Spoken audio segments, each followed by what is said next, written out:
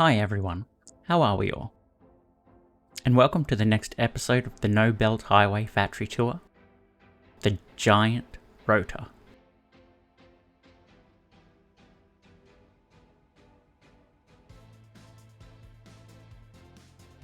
For this factory we have a simple entrance here. It just comes up from the ladder from the grass below. That is because very soon we're going to be building a major highway that comes down through here that we'll be able to drive directly up to the entrance to our factory. We have a hypertube leading to our control room, and a hypertube leading to our drone outputs, which take our rotors elsewhere in this world. But let's go to the control room. The control room is situated inside this metal round thingy that's situated on each side of the rotor, where you might have another one of the copper brushes. Inside we have all of our power controls. So our main power, our smelters, copper sheets, rotors, drone pickup, our lights, the ore drones which bring the copper ore into the factory, and our screw drones.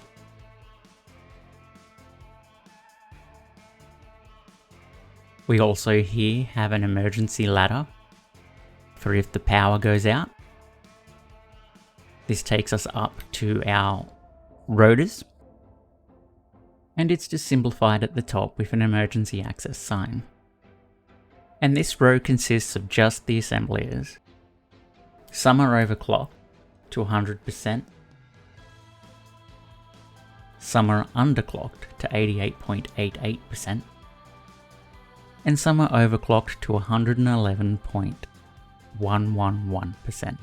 And because we're limited to belts that can only carry 780 items per minute, I've had to bring in more screws than required and inject them along the bus at certain points to make sure all assembliers get the screws they require. So here we are making 220 rotors per minute, all heading down this line here to our drone export area. We have an emergency access here to take us down to our smelters and the entrance to this factory. And from the control room we can take a hypertube, which you can see here, back down to our ground level. So we can take the stairs here up to our, let's say, ground floor of our factory. We have a little bit of an entrance here, highlighted by signs for the lighting. And we're presented with the main factory floor. Here we have 30 smelters and 30 constructors. The smelters are underclocked to make exactly 20 ingots per minute, which is what each constructor requires to make the copper sheets. We can take Frank if we need to drive around this part of the factory. And over here we have our emergency access ladder, which we can take up to the floors above. Everything in this factory runs on a bus loop, including our ore, and our copper sheets head up here to go to the assembly floor above. We have our screw patterns here on the base of our rotor. These were achieved by making the circular pillar pattern you can see there, surrounding the outside edge with beams to create the outer circle, then using two foundations in the center to make the star, and just filling it in with beams to make it look like a screw head. The foundations that were in the center were slightly higher than the ones on the outside, so you can see that we have a slight elevation with the beam. So we're using metal pillars here, big ones and normal ones, and we're using beams in the center section to get to the top. And inside our brushes here, we also have more extensions in the factory. So 4 more smelters, which are overclocked to achieve 40 ingots per minute each, to each constructor. So there are 8 constructors in these brushes, outputting our copper sheets. From there, they head up to a merging bus and head up to merge with our assembly system above. Brush on the other side is exactly the same.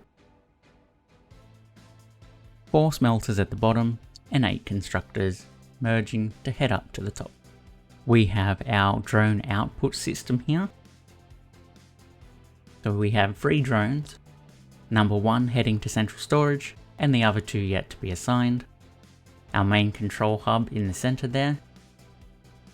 And we have an awesome sink here to sync the overflow so that we have a sense of the true power usage in this world. Batteries for this drone hub come along the belt here from our drone over here.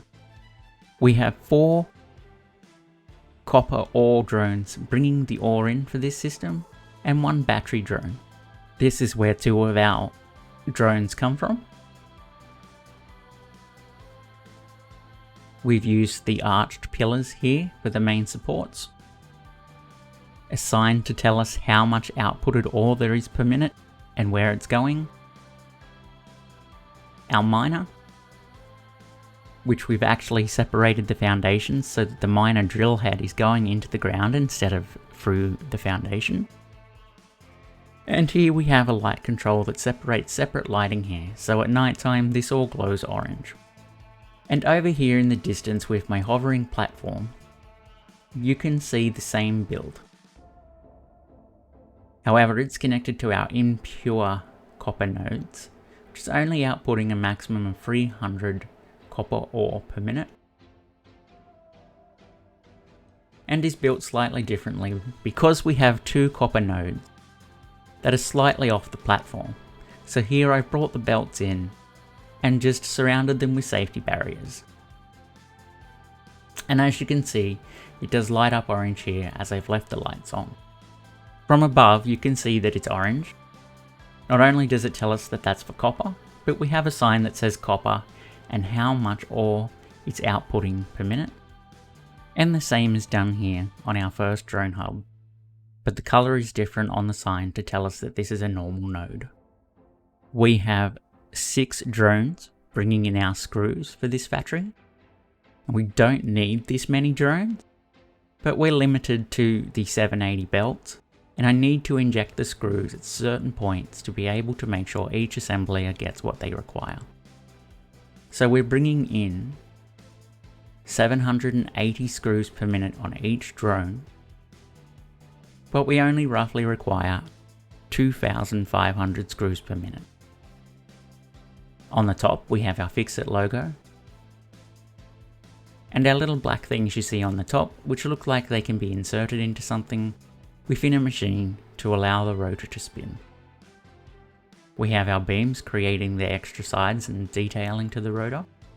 You can see that I've also put the screw heads on the top, upside down on the rotor here. These ones were more difficult than the bottom as I had to work upside down. It was really annoying. And another metal thingy sitting here on the other side of our rotor. And here's just an overall view of our rotor as we circle around it.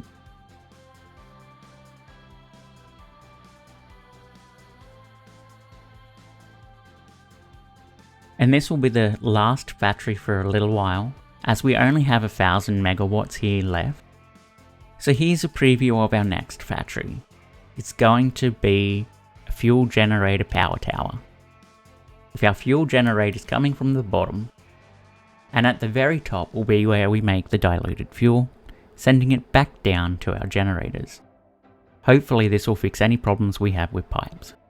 All the oil for this is being piped in from the spiral coast and the canyons, so we have 3,000 oil coming in at the moment.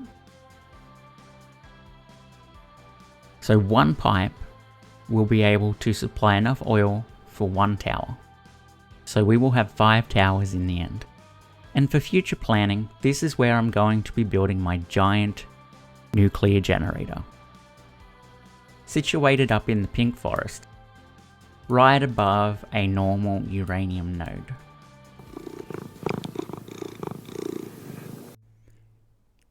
Please consider subscribing, liking, and hitting that notification bell for future videos. And until next time, I'll see you later.